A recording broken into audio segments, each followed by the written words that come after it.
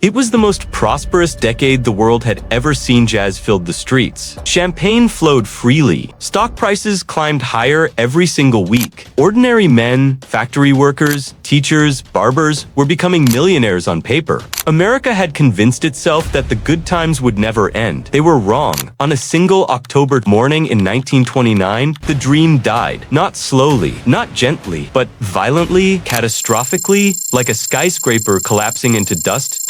In the span of just a few days, hundreds of billions of dollars evaporated into thin air. Banks shuttered their doors. Families lost everything they had ever saved. And the most powerful economy on earth fell to its knees. This is the story of how the world went broke, and how greed, euphoria, and blind ambition created the greatest financial disaster in human history. To understand the crash, you must first understand the dream. The 1920s were unlike any decade America had ever lived. World War I was over. The soldiers had come home, and the nation, exhausted by death and sacrifice, was hungry.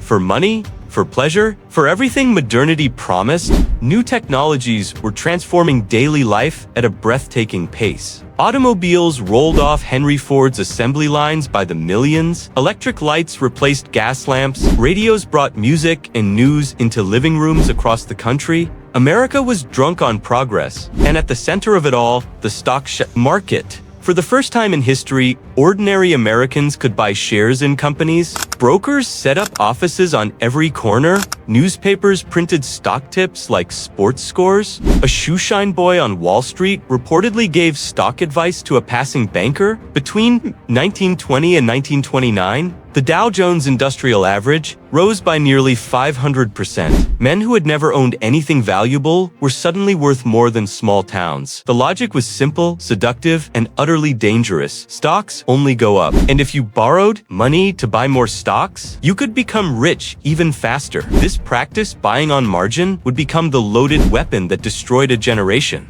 But not everyone was celebrating a handful of economists. Bankers and quiet observers watched the frenzy with deep unease. The numbers did not add up. Stock prices had risen so fast, that they bore almost no relationship to the actual earnings of the companies they represented. A railroad company generating modest profits was somehow valued like a gold mine.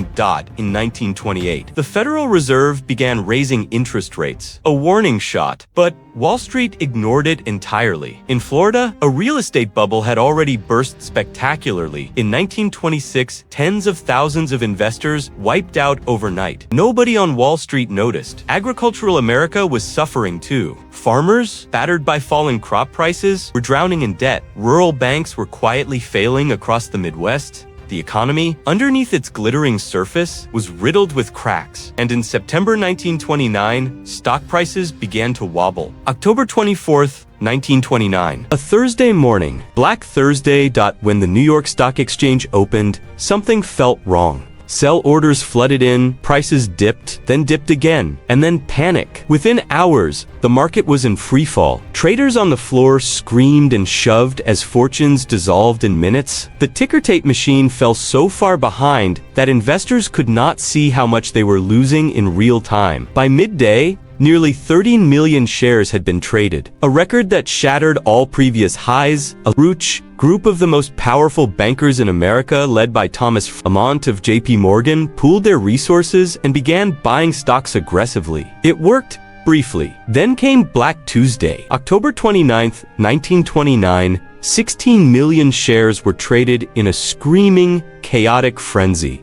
Stocks that had been worth fortunes were now nearly worthless. The market lost $30 billion in a single day. In today's money, over $400 billion in the corridors of New York's finest hotels. Men who had lost everything sat in silence. Some wept, some did not move at all. The dream was over. But the crash was not the end. It was only the beginning. Banks, which had lent recklessly during the boom, now faced disaster. Between 1930 and 1933, over 9,000 American banks collapsed. Families who had saved for decades lost everything. In a single afternoon, unemployment which had been barely 3% in 1929, exploded to 25% by 1933. 1 in 4 American workers had no job, no income, no safety net, bread lines stretched around city blocks. Men in threadbare suits sold apples on street corners for a nickel. In the Great Plains, the Dust Bowl turned millions of acres to wasteland, driving hundreds of thousands of families. Westward in desperation, the Depression spread beyond America's borders. Germany's fragile economy collapsed entirely. Unemployment reached 30%. Poverty and desperation swept across a nation. Into that desperation, a man named Adolf Hitler offered answers. The crash of 1929 did not merely destroy wealth. It destabilized democracies, it empowered expertise, it set the world on a path toward the most devastating war in human history. In the years that followed, the world tried to understand what had happened. Franklin D. Roosevelt swept into the White House. In 1933, on a promise of a New Deal, his administration established the Federal Deposit Insurance Corporation, created the Securities and Exchange Commission, launched massive public works programs to put men back to work. The Glass-Steagall Act separated commercial banking from speculative investment, ensuring the savings of ordinary people could never, again, be gambled away on Wall Street. Slowly, painfully slowly, the economy began to breathe again, but the scars remained. An entire generation never fully trusted banks again. They hid savings in mattresses, they wore their clothes until they fell apart, wasted nothing. The trauma of 1929 lived in their bones for the rest of their lives. Nearly a century has passed since that October morning when the world went broke. The names have changed. The technologies have changed. But the forces that created the crash of 1929, greed, euphoria, borrowed money, and the dangerous belief that markets only go up, those forces have never gone away. We saw them in 2000, we saw them in 2008. Each time, the world looked up in shock and asked, how did this happen? The answer has always been the same. The answer has always been 1929. When everyone believes the good times will last forever, that is precisely when you should be afraid. The bubble always bursts. And the ones who pay the highest price are never the ones who created the problem. They are the ones who simply believed that this time, it would be different.